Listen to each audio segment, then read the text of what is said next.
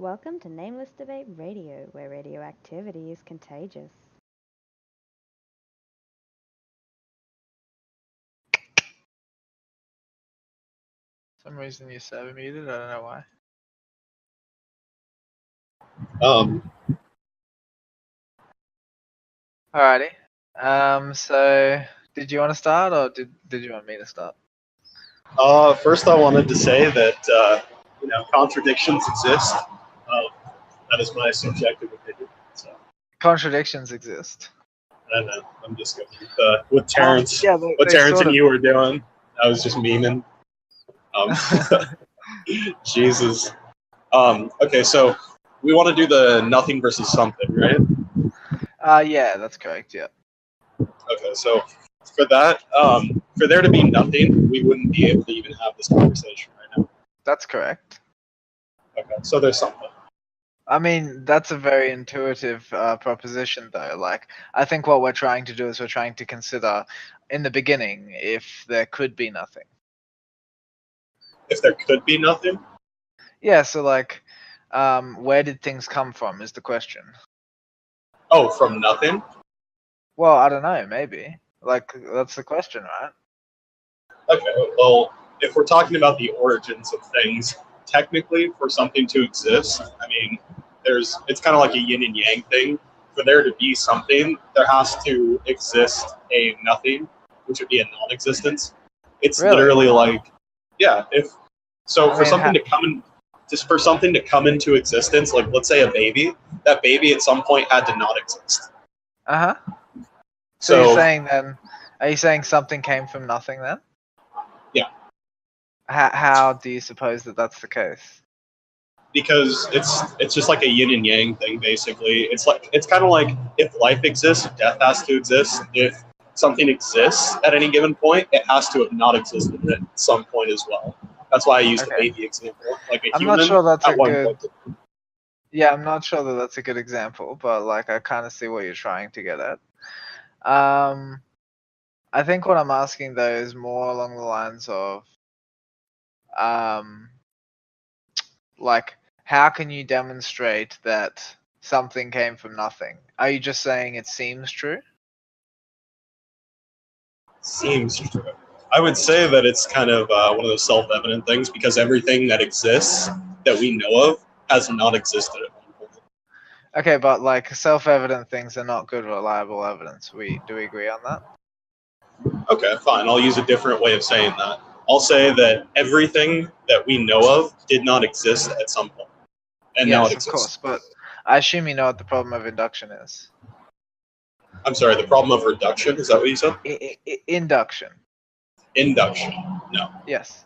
Okay, so the problem of induction can be represented simply like this. If I've only ever seen white swans, I'm justified in drawing the conclusion that all swans are white, but if there were a black swan that I had not seen, then that conclusion would not be true, despite the fact that it would seem justified. Correct. So what you're basically saying is that I'm drawing a general principle out of specific situations, and I'm saying like I can draw a general principle that fits all the evidence that I have available, but the problem of induction demonstrates that doesn't make sure that the conclusion is true, right? The general principle I've derived could just be true in the limited frame of analysis that I've managed to like test it. Yes, so what I'd be arguing there is like that's pretty much what I was going to say, is that you're trying to infer that I would essentially not have all the available data, but in that case, if we're going off empirical data, I mean, we're not going to have all the available data for anything. But I'm saying that all available data to every human in existence that has ever existed points to basically what I'm saying, that things that we know of did not exist at one point, and now they do exist. Look, I understand what you're saying. I'm not sure that I accept that, but I understand what you're trying to aim for. I feel like, though, it's important that we recognize that the conclusion does not necessarily follow from those premises. Well, do you have counter evidence? No, I'm not saying that I have counter evidence yet. We're not dealing with that yet. I'm just saying, like, even if I don't have counter evidence, it's not necessarily true that what you said indicates that the conclusion is true. Well, yes, but I would then say that I have more evidence for my theory and my hypothesis.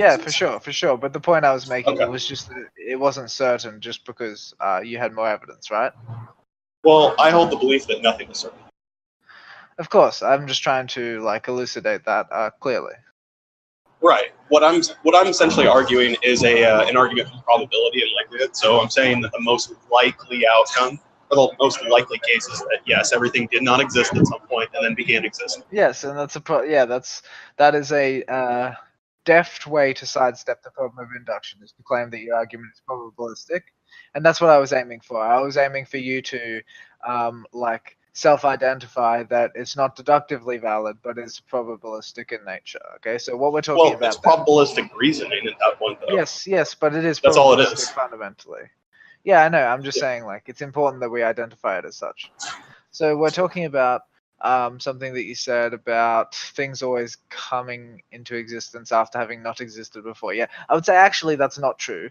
When, for instance, we construct a car, we construct it completely out of elements that were already existent before we constructed the car, and everything that has ever, like, you would say, been born in the universe is constructed out of elements that pre-existed the birth of the thing, and there's nothing new about it. It's just a new arrangement, and the arrangement is not something that is it's not something more than the sum of its parts. Do you know what I mean? So like when we say that things are coming from nowhere, or they're coming out of a state where they didn't exist before, that's actually not quite true, because all of the elements that make them up existed the whole time, and matter and energy are only transforming as physics evolves. They're not actually creating or destroying anything.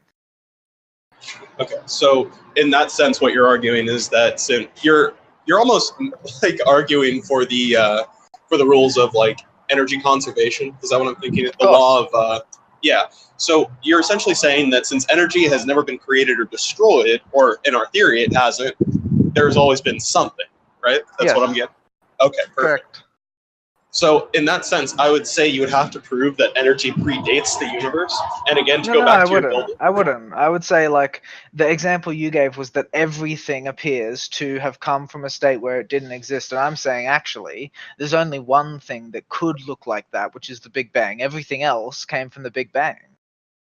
Yes, but in that sense, that Big Bang, by your own admission, which is because you're using something I was going to say right there, by your own admission, before the Big Bang, there was nothing. We came from nothing. No, that's not actually what I said. That's not what I said. I'm trying to point out, right, that you said that there was like all this evidence. Actually, there's only one piece of evidence to which you're referring, and everything else that you might call evidence is like predicated upon me accepting the first piece.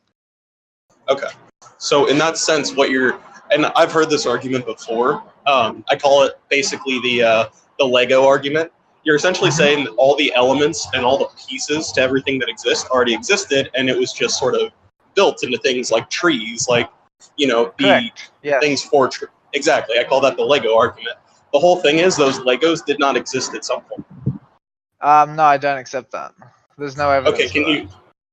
Well, no. Here's the thing: it's actually the burden of proof would then fall on you to say that before the Big Bang, these elements exist. No. But the thing is that we don't have any data about before the Big Bang. We don't have any reason to think that the Big Bang came from nothing. We don't know. We do, actually. No, we don't. Like, we've never been able to model beyond the point of the Big Bang, ever. Okay, but there's a reason for that. Unless you can show me, like, no, but what I'm saying you would have to show me any existence before the Big Bang at that point. The reason for if there's no existence, it still didn't come from. Stop.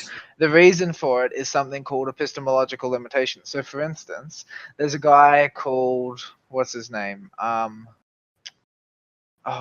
think it's Tom Campbell. Let me have a look. Yep, I think. Yeah, that's it.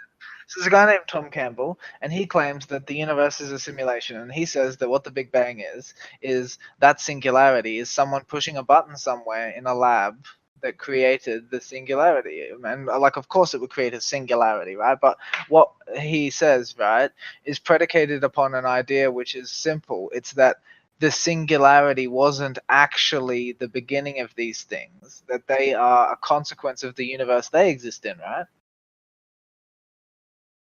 So for that, I've heard that guy as well, but even then, that would mean that there was nothing. Like, if we are in a simulation, that means that the simulation did not exist at some point. It was made. No, I don't accept that. You can't draw that inference. You can't know anything about that universe. I can infer it.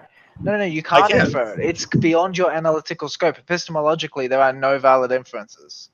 Well, actually, there is. So the way I can infer it is the fact that there is no evidence of this of anything existing before that. Since there is no evidence, that's not a valid inference. It is.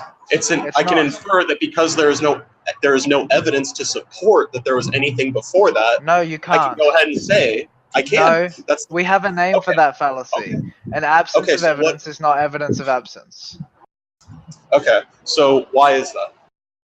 Because it's literally an absence of evidence is not sufficient evidence to conclude that there is an absence of something. It is. Because no, it's not. The fact that you have not yet discovered something, or that you do not have a way to discover something, does not indicate that that thing is not true. It would indicate that we cannot show it to be likely. Yeah, but that's irrelevant. No, but that's irrelevant. Well, no. That's actually no. That's what you're saying. No. Doesn't justify. I'm saying it doesn't justify drawing a conclusion on the matter. The fact of the matter is. Well, no, I'm not. The only conclusion I've drawn, just so you know, it's not a certainty or it's not a definite. What I'm saying is that the likelihood is very low simply because we don't have the evidence. I'm not saying that it's impossible that things exist that we don't know about. I'm saying that since there's no evidence that it does exist at all, you can't. No, but it's very likely that it doesn't. Until there's evidence presented. I'm not sure that you understand the argument, though, because the fact of the matter is that any information which was true but that you didn't have, that existed outside of your perception of it, could invalidate everything you think you know. And if it did, you wouldn't know it because you don't have it. And you can't deny that that's a possibility. You don't actually get to make a claim about how probable or improbable that is. Like, you don't have any idea. You don't have access to the information. There's no material with which for you to come to a probabilistic conclusion. In fact, the whole point of the observation is that if everything is fundamentally uncertain, when it comes to things outside of the epistemological limitations of subjectivity, aka things that are metaphysical and outside of the scope of your entire universe, you cannot make any valid inferences about them that are necessarily true. Everything is not just. But on the opposite side of that, you can't infer that it exists without that. Without meeting that burden of proof, you can't infer that it exists at all, though. Listen, I don't actually agree with that because the sufficient evidence to conclude that it exists is less than the sufficient evidence to conclude that it never, at the beginning, it didn't exist. Why? Because we have evidence that it exists insofar as you and I exist. Well, no, we don't. You just admitted there's no evidence. No. There's evidence. It's just not certain. Okay, so what is the evidence? That anything existed before us? No. Before the elements in our universe? No. The evidence that I'm referring to is just evidence that things do exist. Okay, what is the evidence? Here we are. I have an experience. Okay, so are you saying are you saying it's self-evident? No, I'm saying I think, therefore I am. Okay. So again, I'm pretty sure that's based on a self-evidency principle. I don't know. It's not. I think, therefore, I am. Yeah, it's based on fundamentalist Cartesian skepticism. Okay, so how would you, if somebody asked you to prove that you think, therefore you are, how would you do that? Yep. I would say that you're missing the statement that proves it, which is I doubt. The whole point of the thought experiment is that if you doubt everything, what you figure out pretty quickly is that it is impossible to effectively doubt that you are doubting. Okay. So again, that proves, you have to. So what I'm saying is it's a proof by contradiction. Let's assume that everything can be doubted. Now, when we doubt everything, the proposition that everything can be doubted coherently begins to fall apart, because if everything can be doubted, then I can doubt that I am doubting. But if I'm doing that, I cannot be doing it. Okay, so let's go back to the original here. So again, I'm using probabilistic reasoning. So let's say that I go touch a tree, and I take samples of the tree. I find out everything about this tree. It's made up of elements that are similar to every other tree in the world. Probabilistically, I can reason that tree does in fact exist. It's very, very, the probability that it exists as opposed to the opposite, that it doesn't exist, is much higher than it not existing, is what I'm trying to say, right? Not necessarily. Well, no, here's the thing. Here's the thing, is when it comes to trying to find out whether things are true or not, we rely on evidence. So the more evidence, the more likely that it is true. Let me just stop you there. That's all I'm saying. What if you were dreaming? That's all it is. What if you were dreaming? What if I was dreaming?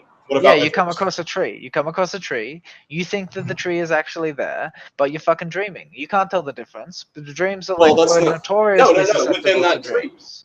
Within that dream, whatever I decide is true simply because it's a reality. It's my own constructed reality. Outside of your head. You said you can. It doesn't need to, though.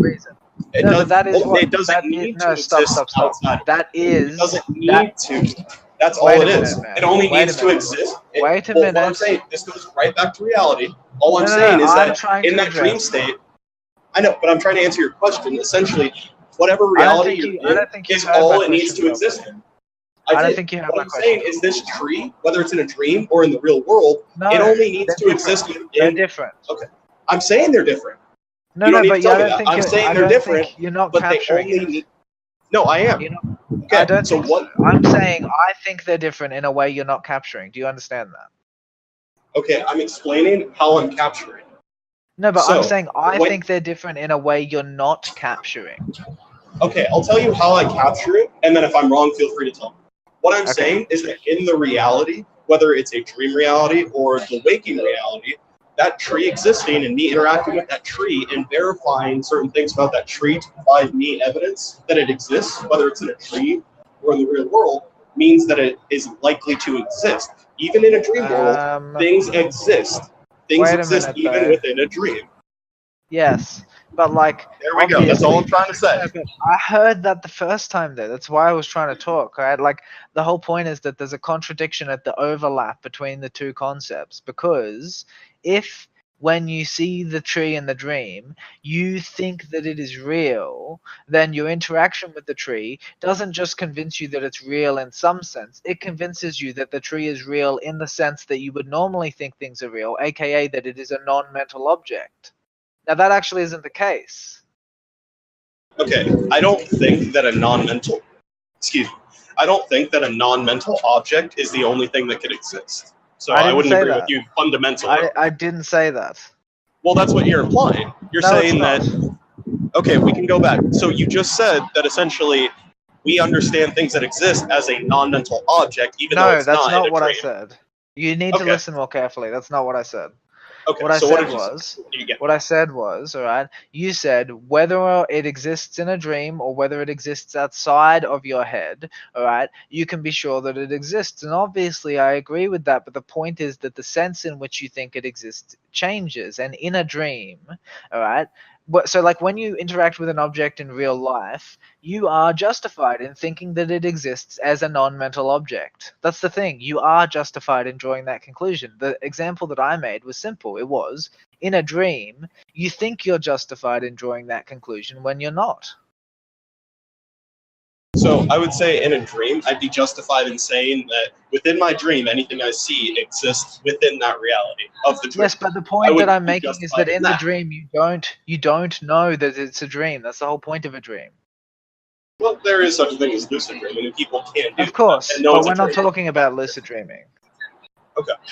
So the dream state may not even be relevant to what we're talking about because the rules would be different as opposed to like the waking world, as far as we understand it anyway. That was the point. Okay, so within the waking world, like I said, I just use probabilistic reasoning because I've accepted the fact that there is no 100% Yes, but here's the thing that I'm saying is that in the waking world, you can successfully probabilistically reason that the fact that you can perceive something indicates that it exists as a non-mental object. So let me give you an example, right? Okay. When you're walking through the desert and you see an oasis, right, you can actually probabilistically reason about the fact that the oasis you see may not exist as a non-mental object. Do you understand that? No, I agree with that. Yeah, so what I'm saying is, in your waking state, you can tell the difference between something that's a mental object and something that's not. In a dream state, you cannot. So I'm saying that the probabilistic reasoning that works for you in your waking state does not work in your dream. So for me, I think it does apply to the dream simply because by my probabilistic reasoning, something I find in my dream is still very real within that reality, and that's just how it is. Because I can see it, I can reason that I have thought of it, and I've made it real within this reality. Yes, but the point that I'm making is that when you're dreaming, you do not reason about it as if it is just real within that particular reality. When you're dreaming, you reason about it in the exact same way as you reason about it when you're awake, because you assume that what you're dreaming is what you're actually experiencing. So what you'll say is, I reason that the tree exists as a non-mental object, and that is not a justifiable conclusion. So as long as I don't perceive it as a non-mental object within my dream... No, but you would. That's what I'm saying, is you automatically do. That's the point of dreaming.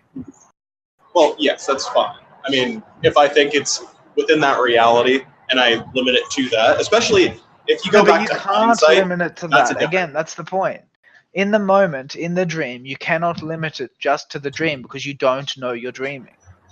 Okay, well that's fine. I mean, yeah, if I don't identify it as a non-mental object, then I'm wrong there. That would be the only thing that this would not apply to, because I wouldn't. No, but that's that's not the only thing. This is one example of where your probabilistic reasoning fails to capture a conclusion. Yes, but that's only in the dream world. We're talking about, was there something or was there nothing in the waking world? Yes, but if you were hallucinating in the waking world, because, say, you had taken a hallucinogenic substance, then it's a very similar experience. But to alter your perception that way and to alter the normal train of thought that you have is going to put you at a disadvantage naturally. Yes, but you don't always know that you've had a chemical that's altering your perception. Well, no.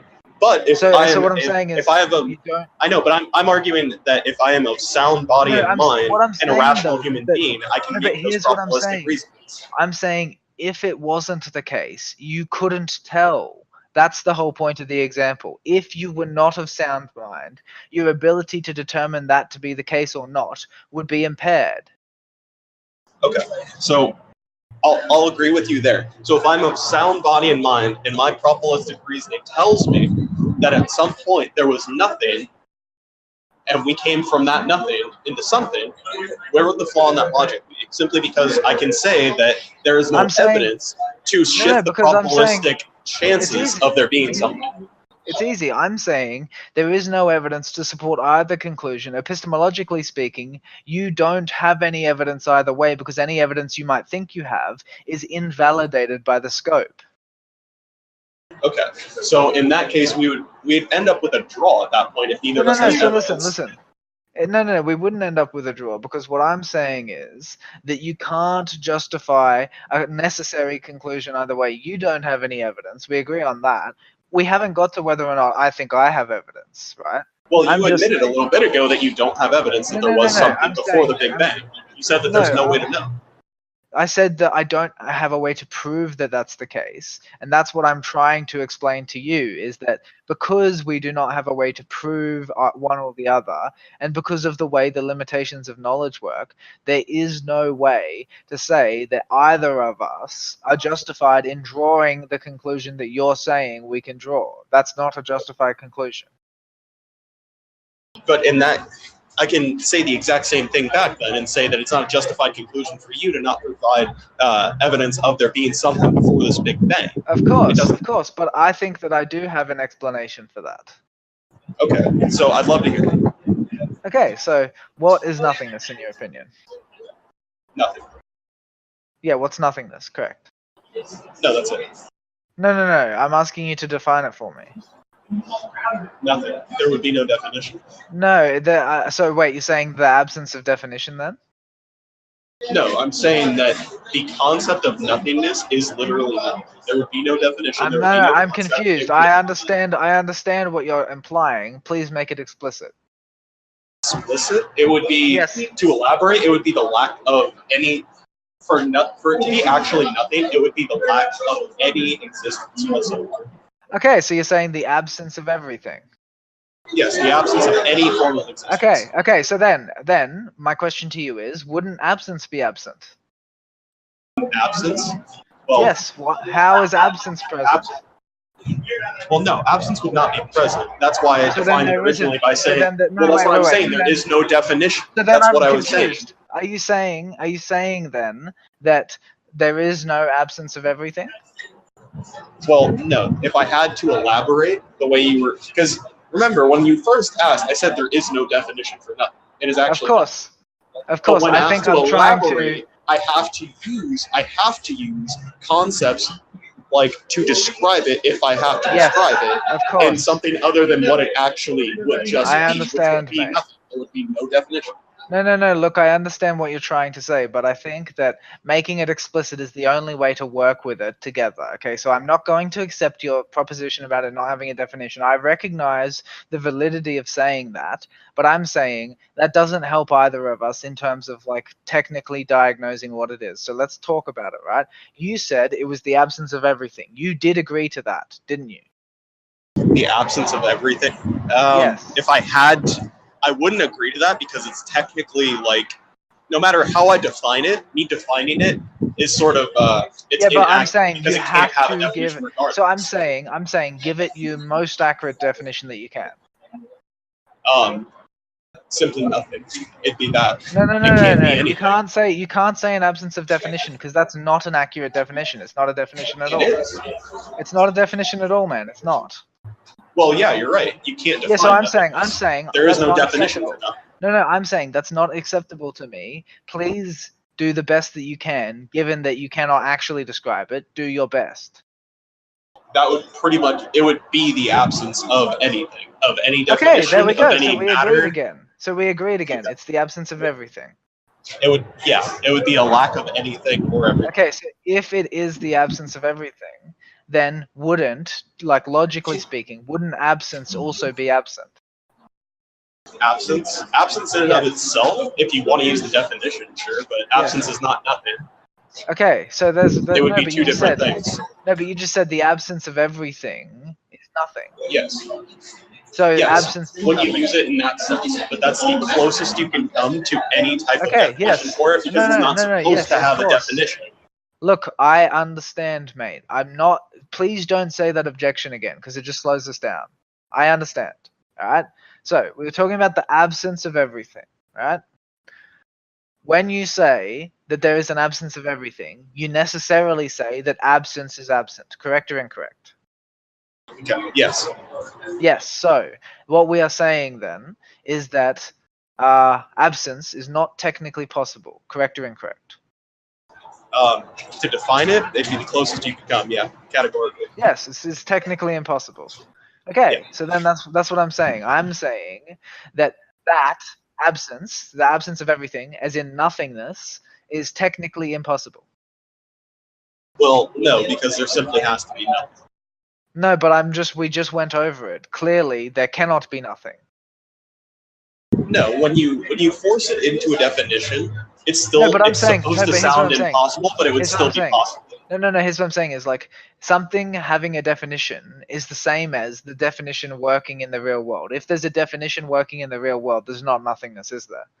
Manifestation and definition. Definition is a type of manifestation, right? Well, nothing can't manifest.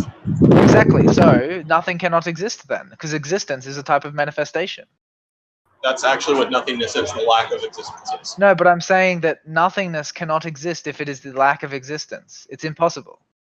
Nothing is quite, that's literally what I'm saying. So, that's what I said. I said, so then nothingness is technically impossible. That's supposed to be, but... No. By definition, we just derived it, okay? If nothingness... If you give it a definition... No. If nothingness is the absence of existence, then it's impossible. And if it's something else, then you aren't you're not conveying the idea. Well, it's not that I'm not conveying it, because if you want to give it definitions by your standards, yes, it is impossible for nothing to exist. The alternative is not to discuss it. Okay.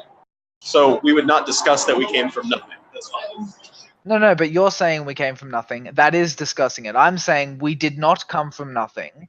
The whole point is, you're saying this thing is so ridiculous we can't even talk about it. I'm saying the reason we can't talk about it is that it's logically incoherent. It never happened. It could never happen. It could never exist. Everything that's possible exists because nothingness could never exist. Okay, but to say that something is impossible would also mean that it's nothing. No, saying something's impossible means that we have like constructed something that is logically incoherent. It means that it cannot exist. It means that it exists as a mental object and nothing more. So in that, if you were to perceive That's the idea of nothing. anything we That's what we're talking perceive, about. yes, it's sort of a perception thing. That's why I said you can't define it, you can't perceive. No human can comprehend. No, but here's what I'm saying. So the idea of nothing is like not nothing because it's an idea, right? And so like any kind of representation voids the nature of nothing. It makes it contradictory, right? Yes, but nothing is not an idea. It's not a concept. No, but that's not the point. The point is that contradictory things that are self-contradictory, cannot exist. Correct or incorrect? That would be incorrect. Pardon? That would be incorrect. That's not incorrect. Self-contradictory things cannot exist outside of your mind. Okay, fine. Then yes. Of course, that's what I meant. You can imagine things that aren't real. Well, that's what I was saying. You were essentially arguing that the idea of nothing was, You're not listening. mental Listen construct. to me. It is a mental construct. That's what ideas mean. Well, yeah, that's exactly what I was saying. I was saying essentially you can make a contradictory idea. However, you but that's cannot not the point. The point that I'm making is I know, but I'm making a different point. What I'm saying is you can make a mental construct and you can comprehend ideas. What I'm saying is that you can't comprehend or make nothing. That's completely irrelevant. You're not listening to me.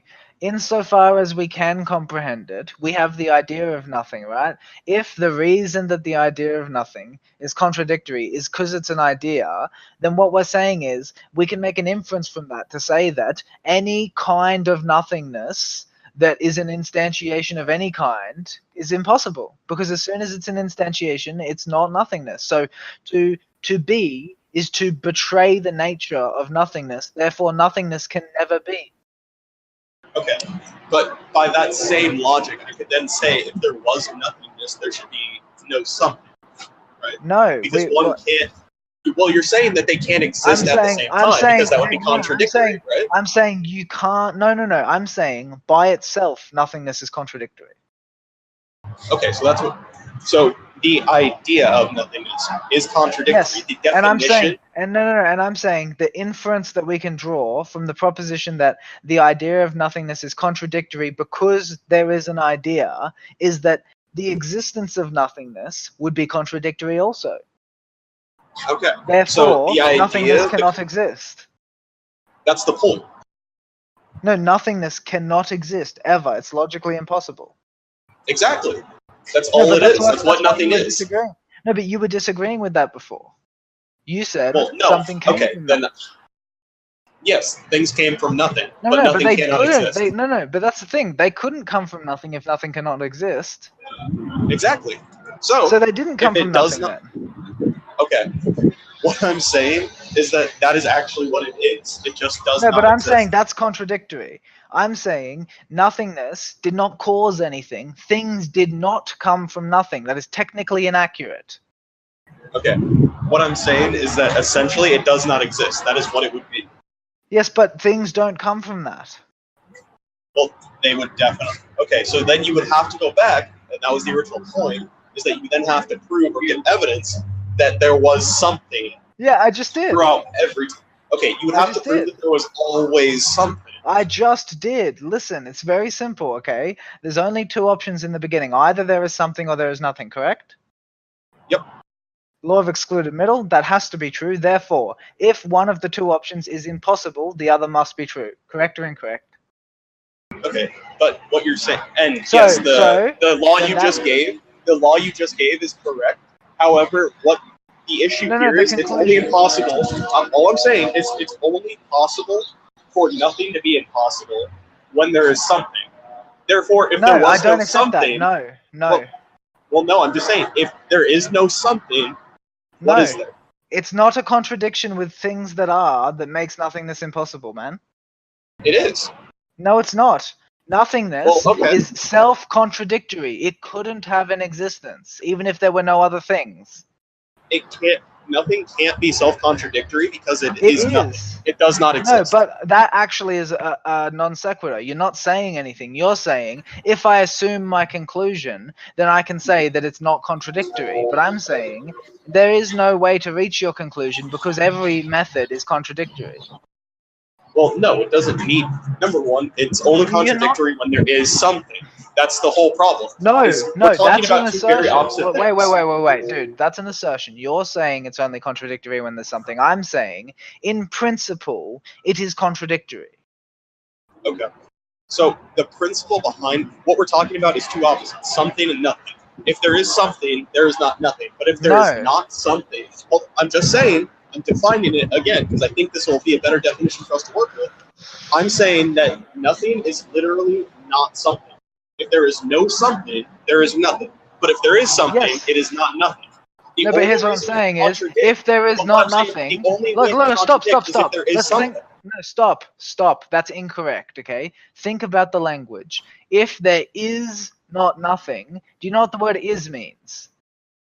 Is. Yes, what does is mean? Fuck, I've never been asked what is means in my life. I would imagine it exists. Correct. That's exactly correct. So if we say there is not nothing, what we're saying is that what we're asserting is true, correct? Yeah. Yes, so since we can say there is not nothing and have that be true, but then if we say there is nothing, that cannot be true.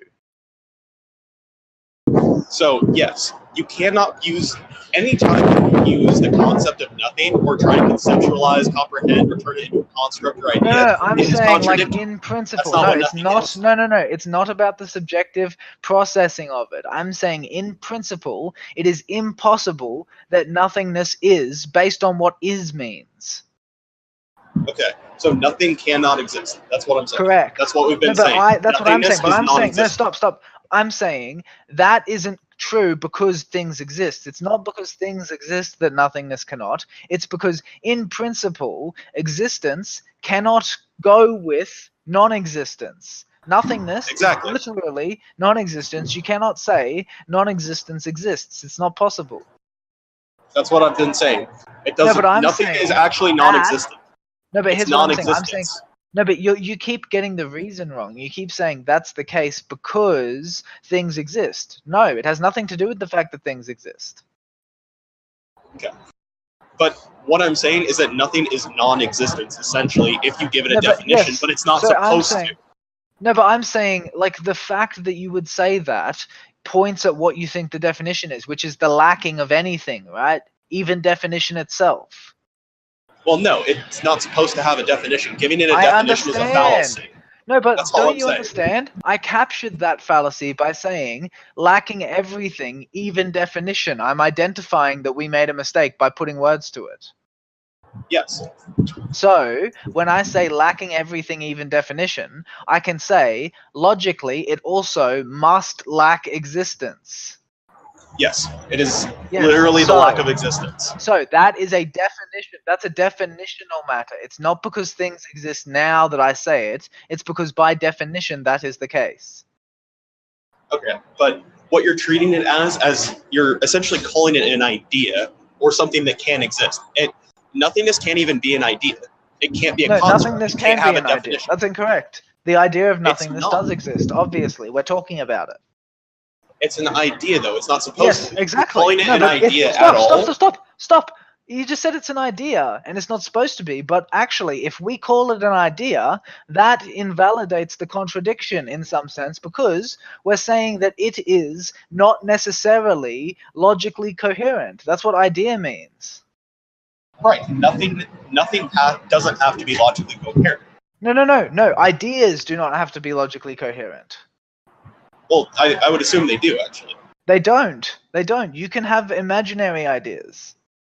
Okay, but they would be contradictory and they would never exist. Yes, of course. No, but they exist in your head, dude. Yes, but I can't recreate nothing. So that's what I'm saying. No, I'm saying we agree that there is such a thing as a contradictory idea that we call nothingness. There's a specific contradiction in conception that we're identifying with the label nothingness. Correct or incorrect? It would be correct. Yeah, so then the idea of nothingness exists. That's what we're talking about. If you want to make it exist, like I said at the beginning, the idea, it's an idea. I'm not making it exist. It exists as an idea in our heads. That's how it exists. No, I'm agreeing there. I'm saying that by labeling it an idea, giving it a definition, is inherently wrong. No, but I'm saying because it's an idea, it isn't wrong. Ideas do have definitions. Yes, but nothing in and of itself. It's not a coherent idea. No, stop. You're reversing the relationship, okay? It is primarily an idea. It is secondarily an idea about nothingness. Okay, because it is primarily an idea, it is eminently appropriate to give it a definition. The secondary thing that we say that it is, the type of idea it is, right, is the definition. So we're saying with the definition, we say that there shouldn't be a definition, and we notice the contradiction in the second step, not in the first step. Okay, so it's logic. It is completely logically coherent for it to be an idea. Okay, if you want to make it an idea and make it coherent, you can. I'm not saying, no, it's not me that I want to. Insofar as you and I are actually talking about something, insofar as we're not speaking gibberish to each other right now, I'm not making it an idea. We are discussing an idea that's already there. Okay, but nothing, by what we understand of it, which we wouldn't even understand, is not an idea. It can't be. No, but you're not even understanding me. I'm not talking about that. I'm talking strictly about the idea. That's why I call it an idea. Okay, within the idea, we would agree then. So what I'm saying is that we can make an inference from the thing that does. The thing that does exist is the idea of nothingness. That exists in our heads. Okay, we can think about it. And I'm saying because when we look at even the idea of nothingness, the idea, because it's an idea, is contradicting itself, we can draw the inference that by existing, it would also contradict itself. Therefore, it cannot exist even if it were not an idea. Exactly. Well, there are two things that can't mesh, but other than that, I agree with you, simply because no, it's not two things that can't match.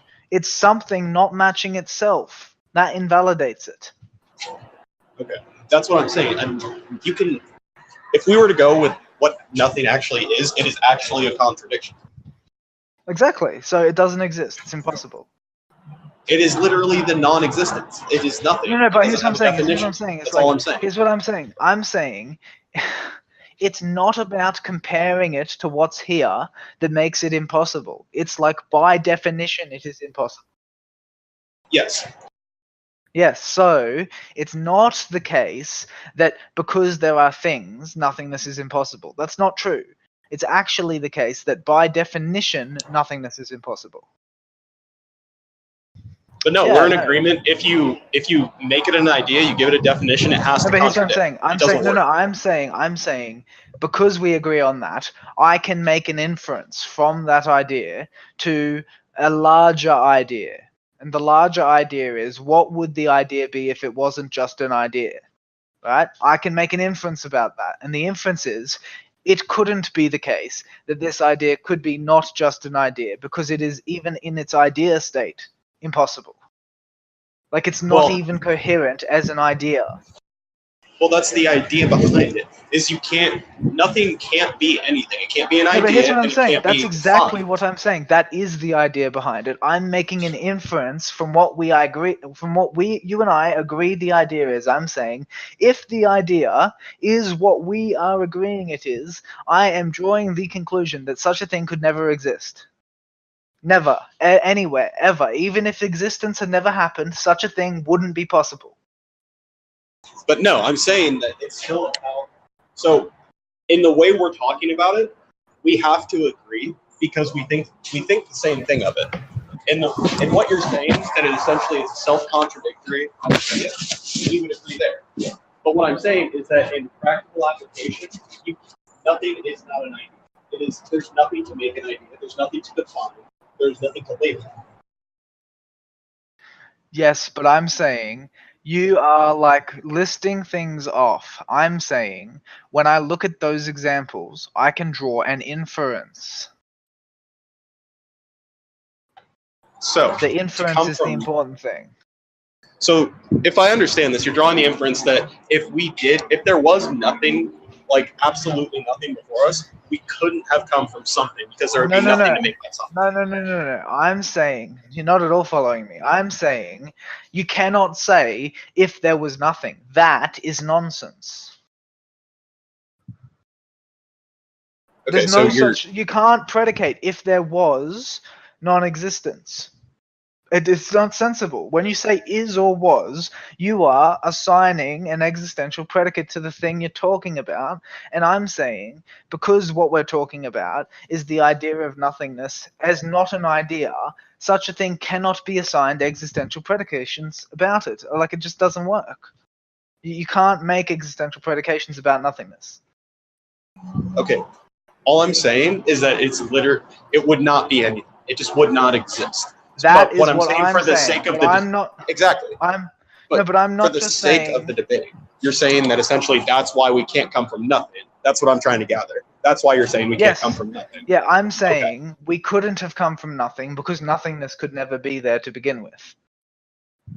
Okay. And so what else? The other thing I'm saying is, if we accept together that nothingness could never be there to begin with, and we admit that the only two options are either that there was nothing or that there was something, then what we've agreed is that there had to always be something. That's the only other option.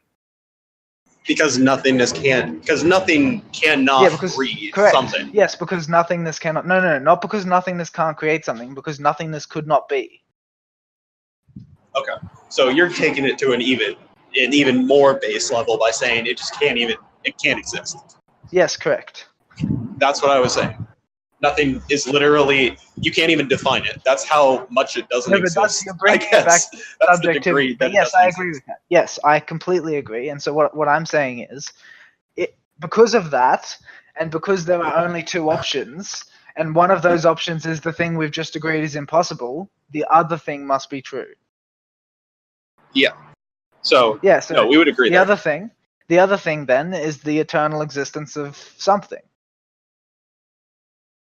So yeah, I mean, in that case, we would have to have come from something there. Yes. So that's the case. That is the case. Something always existed. Pretty solid case, I'll give you that. There's more to it, but that's the basic structure of that one. I'm gonna let David S. speak for a bit, see what he has to say. Good. No, Matt, I'll probably message you more about this, but I gotta head back into work. Oh, good, dude. Good talk. Yeah, see you later. Thank you for listening. Like, share, subscribe, and join us in the Nameless Debates Discord. We hope to see you there.